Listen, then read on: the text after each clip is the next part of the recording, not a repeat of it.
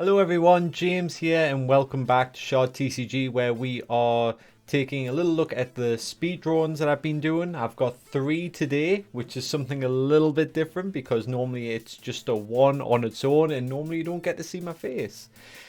So I'm taking a bit of a chance here because I'm just recording this over the recording, if that makes sense. So I'm going to try and do this without cropping anything because I don't want to miss any of the speed art. But I'm just going to have a little natter along with you while you get to see some new creature reveals. Now, these creatures actually aren't for set 2 of Shard TCG. These ones are for the next set, the Elemental set. So these are some more Elemental sprites, which is why I did 3. Because they are simpler designs, you know. They're a little bit more Pokemon-esque, if you know what I mean. I mean, Pokemon do have some elaborate designs, but quite commonly they're just a little bit simpler than Shard creatures. So with this one, people haven't guessed it already from the top left corner, this is the Sylph, as it says in the save there, Sylph SVG. So we're doing the Sylph. I'll have an image of the Sylph up on the screen now, so people know what they're expecting. And with these sprite versions, which are like smaller, like lesser versions of them, which will be easier to summon because they won't cost as much. Where I'm trying to make, they're kind of like chibi versions really, or baby versions. But I'm trying to do it so they're not just a straight up smaller copy, if you know what I mean. So I try to work with stuff and see what I can do. Like with this one, I think the wings are a lot simpler as well. They're not as big and as elaborate, which I thought looked cute. I tried to emphasize like the robe being quite large, as the larger version of it, the Sylph itself, actually has a very small robe. It only just drapes around the shoulders, where this one obviously covers it, and then the Sylph itself here is just like a small orb at the top. But you know, it's got room to grow into its a nice fancy robe.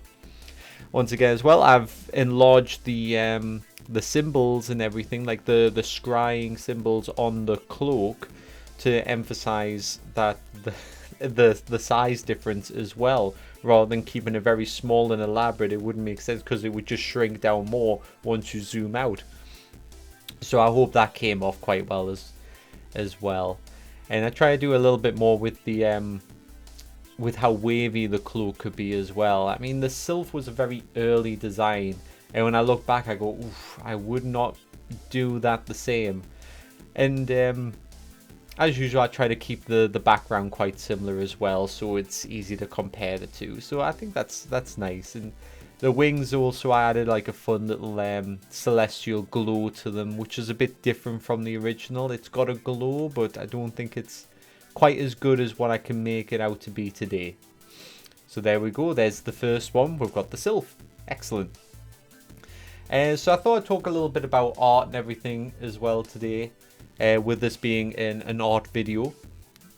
So with Shard TCG, I think now I was just realizing, because I was doing a count up, we've actually got like over 400 pieces of art when you're including like the Angels and Demons, that's 7 each, so that's 14. We've got 177 arts currently that I've created for set 2. So 40 plus, that's just over 190. And then there's the new Vespid cards, and that, I think that was 10 new additional ones, so that gets us up to 200. And then the previous set was 202. And then plus I've got my secret old ways sets that I'm working on, but I haven't got very far in that. I really need to dive back into that because that needs to be sorted by October.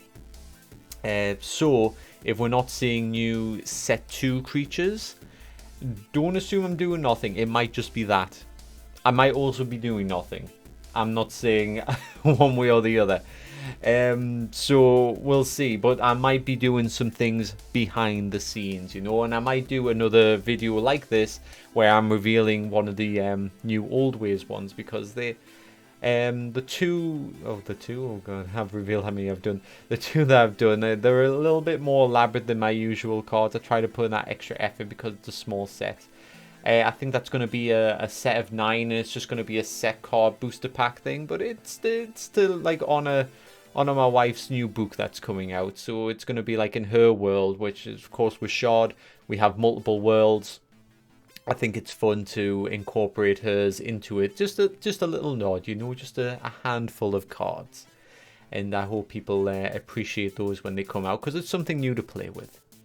So for people who haven't guessed already, we're doing the Argus. Now, I've tried to make the Argus different. Like I say, I don't want them to just be small, chibi versions of their larger creatures. So, I mean, I could have done it with the tail and the multiple arms, but I thought, you know what?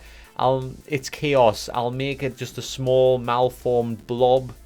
And it hasn't quite formed into, you know, its beautiful Argus self with all the arms and everything. It's just eyes and a mouth. And I think it's actually quite a good design. Like, if it was on its own, this little design, I could imagine this being like a fun little one-shard creature that you just get out and you can tell he does something annoying. Because something that has, like, no arms and all eyes always has to do something extra annoying. It's like the rule. I'm pretty sure D&D invented that, actually.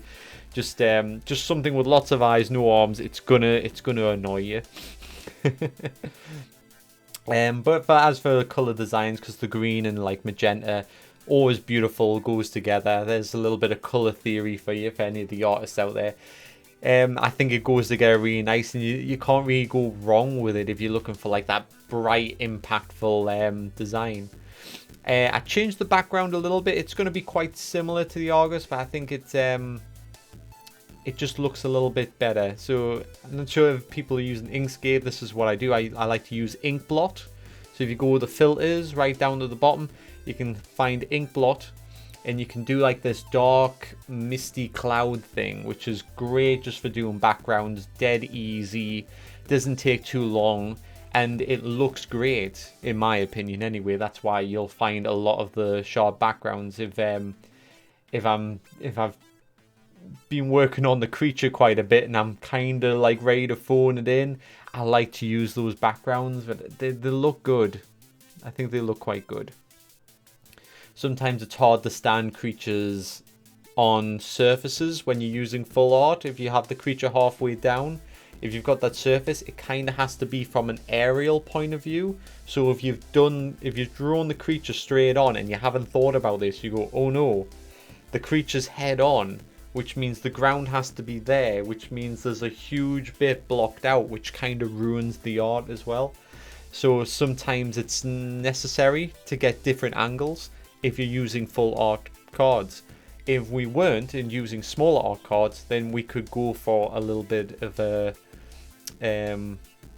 like the better scenery designs with the better creature angles, where you are like looking straight on, like I am with you right now. Hello.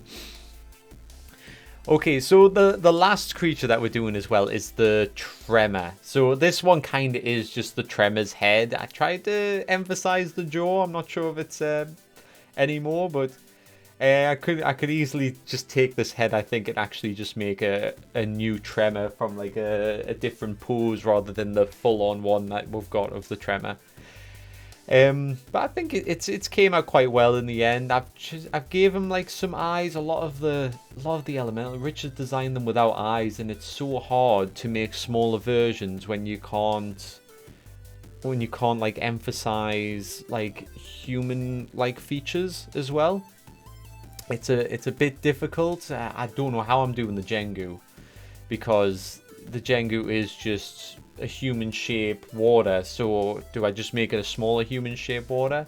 I've got some like ideas, but Richard, you make it challenging sometimes, I tell you that. Okay, so we've got the Tremor coming through. If people don't know, the Tremor is the elemental of like the Quake element, which is all about vibration and stuff. So it's like emits sound and like shakes things, basically everything that just shakes. Which technically would count as heat, because molecules heat up, wouldn't it? I wonder if... I'll have to question Richard about that. These are the questions he normally gets. So because it's Quake and it's about movement, do tremors actually have some relation to heat? when Richard gets those questions, he goes, "Oh my god," and then he has to figure it out himself a lot of the time. You know, he doesn't just have this encyclopedia of knowledge. Sometimes he goes, would it? And he has to like theorize it and then come to you with the answer. So that's always like a little fun note for anybody who wants to throw some questions at him. So yeah, so here's the Tremor, and then I'll follow up with the other two right there. I'm kind of in the way of that one, but that's the end of the video. Thank you very much for watching. I hope you enjoyed. I'll see you next time.